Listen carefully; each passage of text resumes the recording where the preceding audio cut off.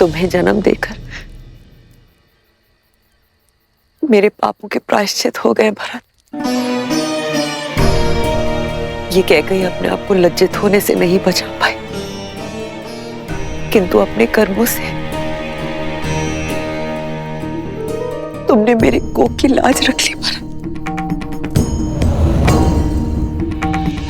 मुझे गर्व है भरत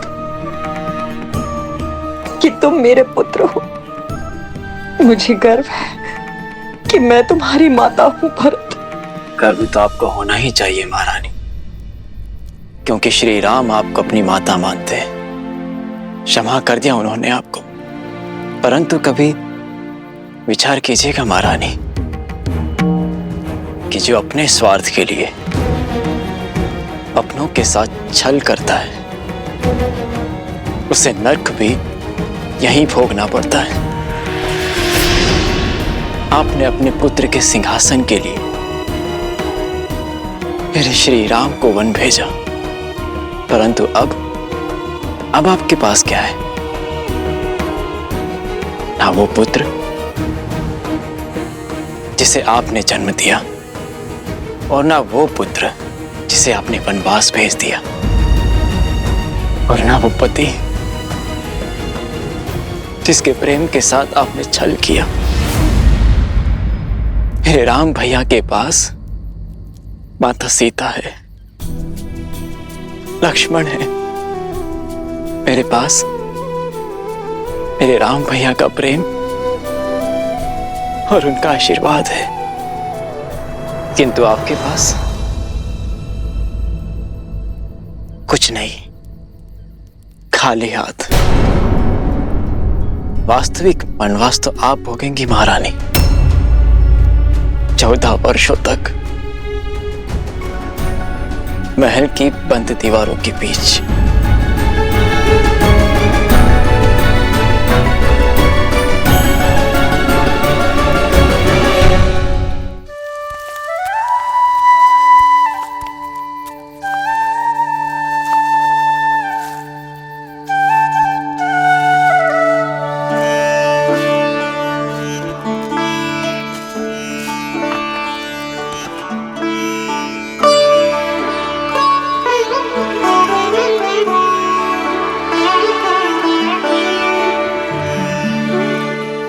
लक्ष्मण भैया को देखा, बात कीजिए ना उनसे हार।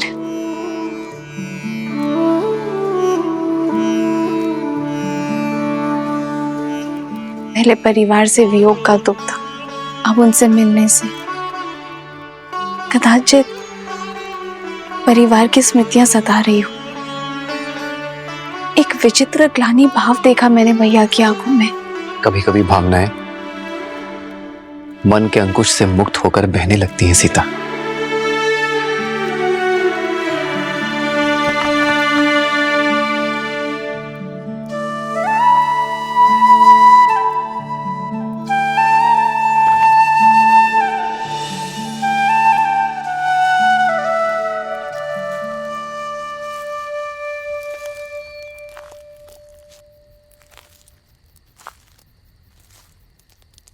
बैठो लक्ष्मण, बैठो।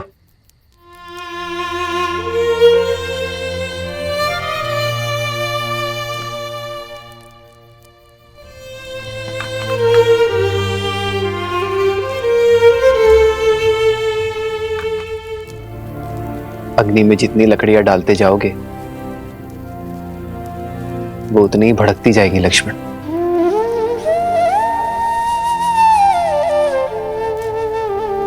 मन की अग्नि का भी यही नियम है। विचार के ईंधन डालते जाओगे तो वो धीमी कैसे पड़ेगी? मैंने पाप किया है भैया, स्वयं को बहुत छोटा अनुभव कर रहा हूं मैं।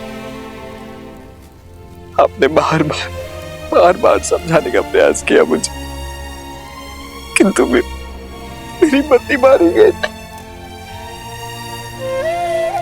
लक्ष्मण, अपने प्रिय भरत भैया को नहीं, उस पवित्र आत्मा को नहीं पहचान पाया, उस पर नहीं किया मैंने भैया। स्वयं को तन तो मलिन कर लिया है मैंने भैया। मैं स्वयं को क्षमा नहीं कर पा रहा हूं।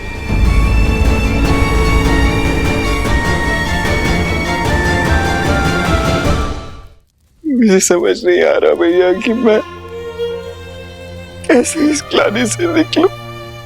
स्वयं पर इतनी कठोरता क्यों लक्ष्मण?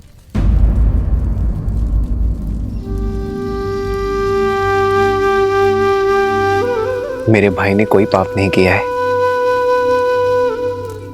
तुमने भरत को हानि नहीं पहुंचाई है लक्ष्मण, बस मेरी रक्षा की है। और जिसके मन में रक्षा का भाव होता है वो मलिन हो ही नहीं सकता। ऐसी स्थिति, ऐसी परिस्थितियां ही तो हमें मनुष्य होने का आभास देती है लक्ष्मण। हमें बताती है कि हम सदैव उचित नहीं हो सकते। सीख देती है कि सोच समझकर, परिणाम विचार करके, शांत मन से निर्णय लेना, यही जीवन है। भैया, भैया आप बस मुझे क्षमा कर दीजिए, बस एक बार मुझे क्षमा कर दीजिए। मैं आपको आश्वासन देता हूँ कि इसके पश्चात मैं श्रेष्ठ होने का पूर्ण प्रयास करूंगा भैया। आपकी भांति बनने का पूरा प्रयास करूंगा भैया। आप बस इसी प्रकार मेरा मार्गदर्शन करते रहिए। आदेश दीजिए मुझे भैया, मैं आपके किसी आदेश का उल्लंघन नहीं करूंगा, कभी नहीं करूंगा भैया। लक्ष्मण शांत हो जाओ। क्षमा मांगने की कोई आवश्यकता नहीं है तुम्हें लक्ष्मण। चित्रकूट रुकने का हमारा प्रयोजन सिद्ध हुआ लक्ष्मण।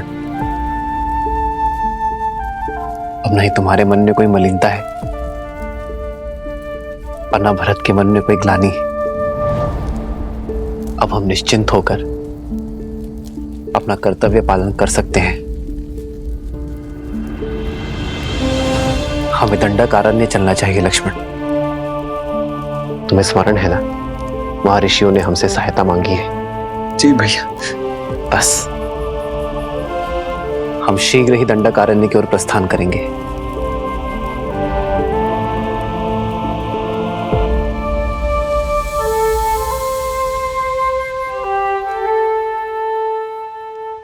जीवन के पथ पर बिछे कांटों पर भी इतनी सरलता से कैसे चलते हैं श्री राम?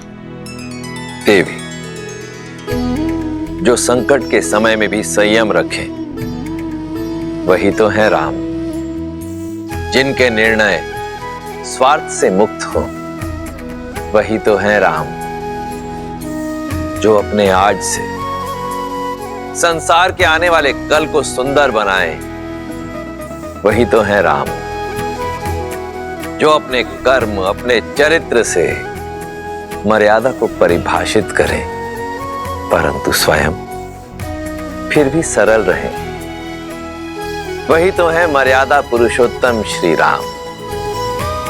जब मेघ अपने भीतर भरे जल का स्वार्थ छोड़ उसे भूमि पर बरसाने के लिए सज्ज हो जाए तभी तो प्रकृति खिलती है।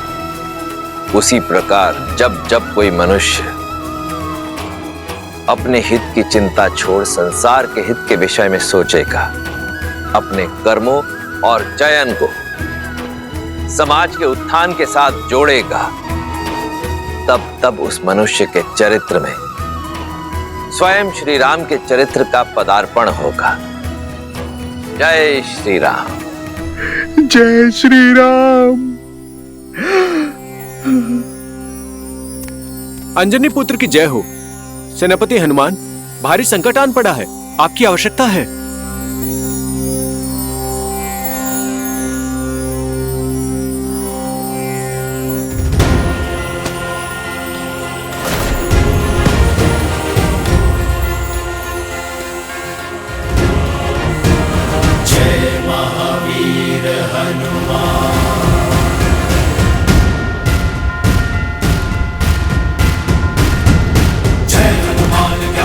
सागर जय कपीस देव लोक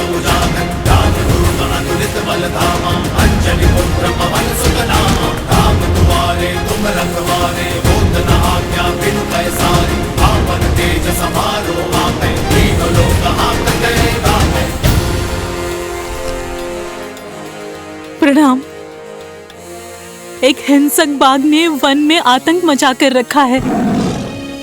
छोटे बच्चे खेलने भी नहीं जाते, बहुत भयभीत हैं वो। अब आप ही रक्षा कर सकते हैं सेनापति जी।